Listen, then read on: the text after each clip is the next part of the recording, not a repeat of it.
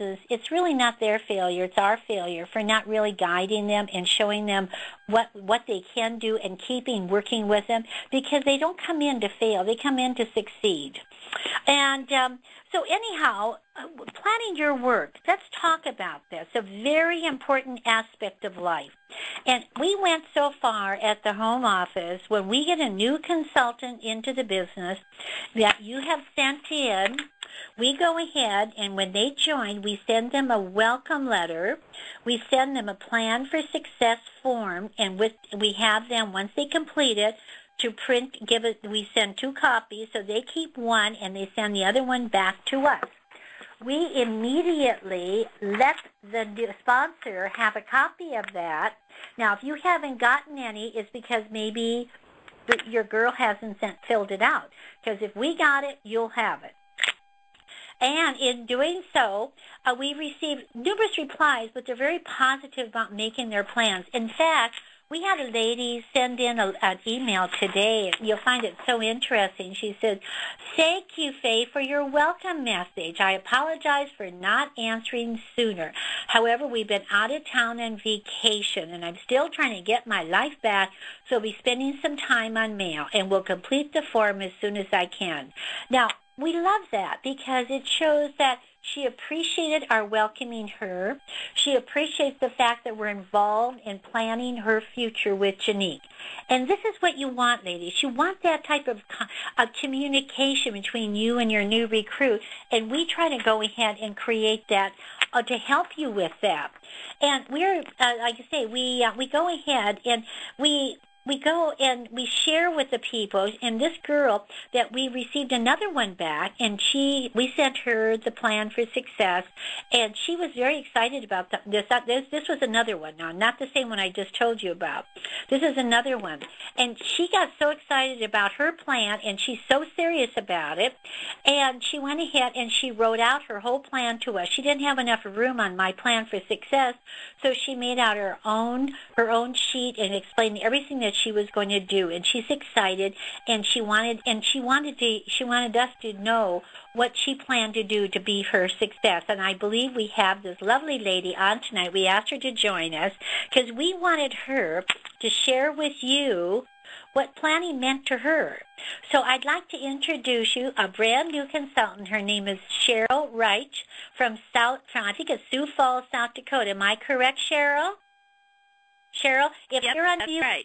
Yeah, okay, good. I was going to say, be sure you get off of mute, Cheryl.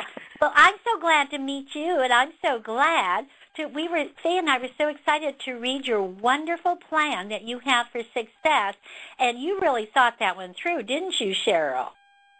Yeah, I've been thinking it through for about 5 years now. Well, how did you come about? How did you hear about us? Well, about 7 or 8 years ago, I had finally just given up on finding a bra. I mean, my very first bra that I was fit into was the 36 double K. So you can imagine trying to buy them in department stores was a joke. And immediately after buying them, I just couldn't quit talking about it, and everybody kept saying, "You should start selling these. You're talking about it so much." And so I just went ahead and started talking to the person who sold me the bra, which, again, this was about 7 years ago, and my husband got a transfer, and we ended up having to move, so I had to put my plans on hold. And just as we got settled and we were I was ready to get going again, he got another transfer, so we moved all the way to South Dakota from Washington, which was quite a move. And we've been here about 2 years, and it looks like we're going to be here for a while. So I finally decided to kind of start looking into it, and I realized, oh my gosh, I can't even buy a bra. There's nobody here. So I started kind of taking a look around and seeing what was out there, and then I decided to just jump in with both feet and go for it. Excellent. And now how did you, what is your business background, Cheryl? Well, let's see. I started out as a nail technician 25 years ago, and I did that for about 10 years, and then I decided to open my own business, and I've had a polymer clay crafting business, and I've done mostly online stuff. I'm an internationally known polymer clay cane work artist, and I sell my work all over the world. And I've been doing that for probably the past 15 years, and I will probably still continue to do that part-time, but I really wanted to do this mostly because I just felt really passionate about it. Good. And that's your driving force, is to go ahead and to share that thought with women in South Dakota. Right, yeah.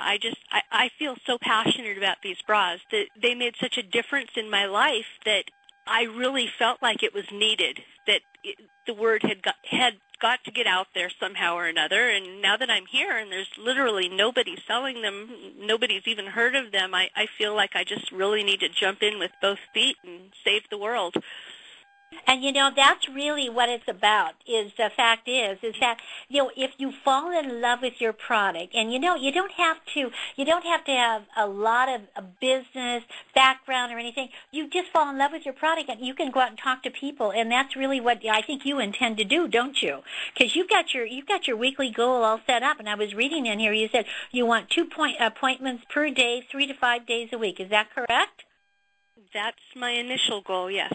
Oh, isn't that great? Now, tell us a couple other thoughts that you have in building your business, because I think everybody out there, Cheryl, wants to know, what is a new person thinking when they come into the business, and therefore you can see it's something that they really want to be successful. And share with us a couple of the thoughts that you shared with us, or I can help you along that.